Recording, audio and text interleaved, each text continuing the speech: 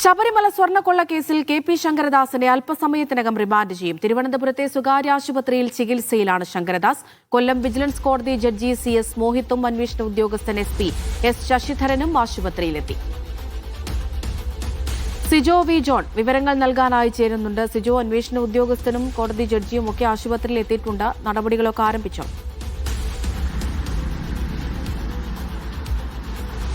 നടപടികൾ ആരംഭിച്ചിട്ടുണ്ട്. അല്പസമയത്തിനും തന്നെ റിമാൻഡ് സംബന്ധിച്ച തീരുമാനം വരും. സ്വാഭാവികമായും 14 ദിവസത്തേക്ക് റിമാൻഡാണ് നമ്മൾ പ്രതീക്ഷിക്കപ്പെടുകയും ചെയ്യുന്നത്.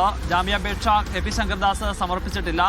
ഈ റിമാൻഡ് റിപ്പോർട്ട് കൂടി കിട്ടിയതിന് ശേഷമായിരിക്കും ജാമ്യാപേക്ഷ സമർപ്പിക്കുക. അതുകൊണ്ട് സ്വാഭാവികമായും റിമാൻഡ് തന്നെയാണ് അടുത്ത നടപടി എന്നുള്ളത്. ഇനി അറിയാനുള്ളൊരു കാര്യം, കെ.പി. ശങ്കരദാസിനെ ഈ ഹോസ്പിറ്റലിൽ തന്നെ ചികിത്സ അനുവദിക്കുമോ അതോ മെഡിക്കൽ കോളേജിലേക്ക് മാറ്റുമോ എന്നുള്ളതാണ്.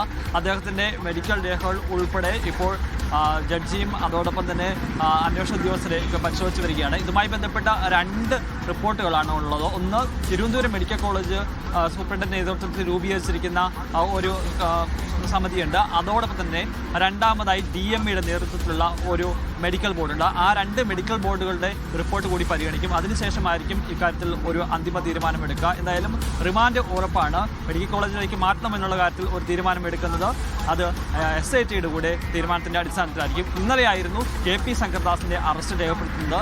സാധാരണ രീതിയിൽ ഒരു പ്രതിയെ അറസ്റ്റ് രേഖപ്പെടുത്തിയാൽ അത് കസ്റ്റഡിയിലെടുത്ത് പിന്നീട് കോടതിയിൽ ഹാജരാക്കിയാണെന്നുള്ളതാണ്. പക്ഷേ ഈ കേസിൽ കെ.പി. ശങ്കരദാസ് അതീവ ഗുരുതരാവസ്ഥയിൽ ആശുപത്രിയിൽ കിടക്കുന്നതിനാലാണ് അദ്ദേഹത്തെ ഇവിടെ എത്തി റിമാൻഡ് നടപടികളിലേക്ക് പോകുന്നത്.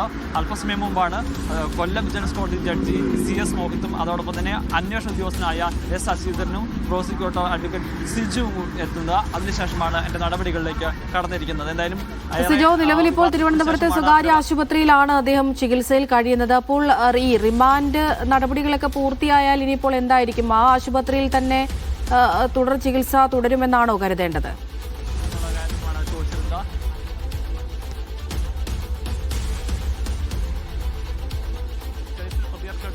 പിന്നാലെയാണ് കെ.പി. ശങ്കരദാസ് ആശുപത്രിയിൽ ചികിത്സ എടുക്കുന്നത്. ഇതിന്റെ അറസ്റ്റ് രേഖപ്പെടുത്താത്തെന്നുള്ള വിമർശനം നിലനിൽക്കുകയാണ്. അന്വേഷണ സംഘം അറസ്റ്റിലേക്ക് കടക്കുകയും ചെയ്തിരുന്നത്. സിജോയിലേക്ക് വളരെ വേഗത്തിലെത്താം. നമ്മൾ പറയുന്നത് സിജോയിലേക്ക് കേൾക്കാൻ സാധിക്കുന്നില്ല. ഏതായാലും ഈ ശബരിമല സ്വർണ്ണക്കൊള്ള കേസിൽ കെ.പി. ശങ്കരദാസിന്റെ റിമാൻഡ് നടപടികൾ നടക്കുകയാണ്. അവിടെ അദ്ദേഹം നിലവിലിപ്പോൾ ആരോഗ്യപരമായ പ്രശ്നങ്ങളെ തുടർന്ന് ആശുപത്രിയിൽ ഗുരുതരാവസ്ഥയിൽ ചികിത്സയിൽ കഴിയുകയാണ്. തിരുവനന്തപുരത്തെ സ്വകാര്യ ആശുപത്രിയിലാണ് ഉള്ളത്. അവിടെ എത്തിയാണ് ഇപ്പോൾ നടപടിക്രമങ്ങളൊക്കെ അന്വേഷണ സംഘം പൂർത്തിയാക്കുന്നത്. കൊല്ലം വിജിലൻസ് കോടതി ജഡ്ജി CS മോഹിത്ത് അതുപോലെ തന്നെ അന്വേഷണ ഉദ്യോഗസ്ഥൻ SP S ശശിധരനുമൊക്കെ ആശുപത്രിയിൽ എത്തിയിട്ടുണ്ട്. സിജോ വി ജോൺ തുടരുന്നുണ്ട് വിവരങ്ങൾ നൽകാനായി. സിജോ, ഞാൻ ചോദിച്ചത് ഇപ്പോൾ തിരുവനന്തപുരത്തെ സ്വകാര്യ ആശുപത്രിയിലാണ് അദ്ദേഹം ചികിത്സയിൽ കഴിയുന്നത്. ഇനിയിപ്പോൾ റിമാൻഡ് നടപടികളൊക്കെ പൂർത്തിയായാൽ അതേ ആശുപത്രിയിൽ തുടരാനാണോ സാധ്യത? അതിലൊരു തീരുമാനമെടുക്കേണ്ടത് SIT ആണ്. SIT മെഡിക്കൽ രേഖകൾ പരിശോധിക്കുകയാണ്. 2 മെഡിക്കൽ ബോർഡുകളാണ് ഇതുമായി ബന്ധപ്പെട്ട് രൂപീകരിച്ചിരുന്നത്. ഒന്ന് തിരുവനന്തപുരം മെഡിക്കൽ കോളേജിലെ സൂപ്രണ്ടിൻ്റെ നേതൃത്വത്തിൽ അതിലൊരു റിപ്പോർട്ട് സമർപ്പിച്ചിരുന്നു. അതിനുശേഷമാണ് DMEയോട് വിശദമായ റിപ്പോർട്ട് ആവശ്യപ്പെടുകയും ചെയ്യുന്നത്. DMEയുടെ നേതൃത്വത്തിൽ ഒരു മെഡിക്കൽ ബോർഡ് രൂപീകരിക്കുകയും അവർ അദ്ദേഹത്തെ പരിശോധിക്കുകയൊക്കെ ചെയ്തിട്ടുണ്ട്. ഈ 2 റിപ്പോർട്ടുകളുടെ പരിശോധിച്ചതിന് ശേഷമായിരിക്കും ഇവിടെ തന്നെ ചികിത്സ തുടരണമോ അതോ ഏതെങ്കിലും മെഡിക്കൽ കോളേജിലേക്ക് മാറ്റണമോ എന്നുള്ളത്. സാധാരണ രീതിയിൽ ഒരു അറസ്റ്റ് വരികയാണെന്നുണ്ടെങ്കിൽ അത് സ്വകാര്യ ആശുപത്രിയിലേക്ക് മാറ്റാതെ അല്ലെങ്കിൽ ചികിത്സ തുടരാതെ മെഡിക്കൽ കോളേജിലോട്ടൊക്കെയാണ് കൊണ്ടുപോകുന്നത്. പക്ഷേ അദ്ദേഹത്തിൻ്റെ ആരോഗ്യനില അതീവ ഗുരുതരാവസ്ഥയിൽ തുടരുന്ന സാഹചര്യത്തിൽ അതിനുള്ള സൗകര്യങ്ങൾ ആ ഹോസ്പിറ്റലുണ്ടോ എന്ന് പരിശോധിക്കപ്പെടേണ്ടതുണ്ട്. കൂടുതൽ സൗകര്യം എന്ന് പറയുന്നത് ഇവിടെയാണോ എന്നുണ്ടെങ്കിൽ സ്വാഭാവികമായും ഇവിടെ ചികിത്സ തുടരാൻ അനുവദിക്കുകയും ചെയ്യും.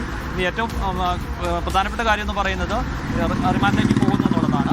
വൈകാതെ തന്നെ ജാമ്യാപേക്ഷയുമായി കോടതിയെ സമീപിക്കാൻ കെ.പി. ശങ്കരദാസ് തീരുമാനിക്കുകയും ചെയ്തിട്ടുണ്ട്. കാരണം ഈ റിമാൻഡ് കാലാവധിയിൽ കഴിയുന്ന റിമാൻഡിൽ തുടരുമെന്ന് പറയുന്നത് ഭയങ്കര ബുദ്ധിമുട്ട് നേരിടുന്ന സാഹചര്യത്തിൽ അത് വളരെ വേഗത്തിൽ തന്നെ ജാമ്യത്തിലേക്ക് പോവുക അല്ലെങ്കിൽ ജാമ്യം നേടുക എന്നുള്ളതാണ്. ഈ മെഡിക്കൽ ഗ്രൗണ്ട്സ് ചൂണ്ടിക്കാണിക്കുകയാണെങ്കിൽ സ്വാഭാവികമായും ജാമ്യം ലഭിക്കുമെന്നൊരു പ്രതീക്ഷയാണ് അദ്ദേഹത്തിൻ്റെ അഭിഭാഷകൻ പങ്കുവയ്ക്കുകയും ചെയ്യുന്നത്.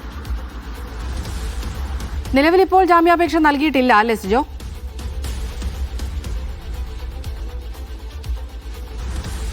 ഇല്ല, നിലവിൽ ജാമ്യാപേക്ഷ നൽകിയിട്ടില്ല.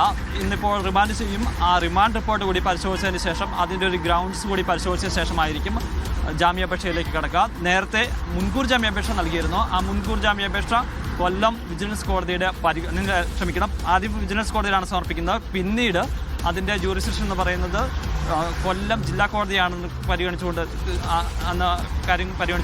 ജില്ലാ കോടതിയിലേക്ക് മാറ്റുകയാണ് ചെയ്തിരുന്നത്. അതിൽ ആണ് ഈ മെഡിക്കൽ റിപ്പോർട്ട്സ് ആവശ്യപ്പെട്ടിരുന്നത്. ഇന്നലെ DMEയുടെ റിപ്പോർട്ട് സമർപ്പിക്കാവുന്ന സാഹചര്യത്തിൽ അത് പരിഗണിക്കാൻ നാളത്തേക്ക് മാറ്റിവെച്ച ഒരു പശ്ചാത്തലത്തിലാണ് ഇന്നലെ ഇതിൻ്റെ അറസ്റ്റ് നടപടികളിലേക്ക് അന്വേഷണ സംഘം കടക്കുകയും ചെയ്തിരിക്കുന്നത്. അതുകൊണ്ട് മുൻകൂർ ജാമ്യാപേക്ഷ അറസ്റ്റോടെ ഇനി മുന്നോട്ട് പോകാൻ സാധിക്കില്ല എന്ന നടപടികളുമായുള്ളത്.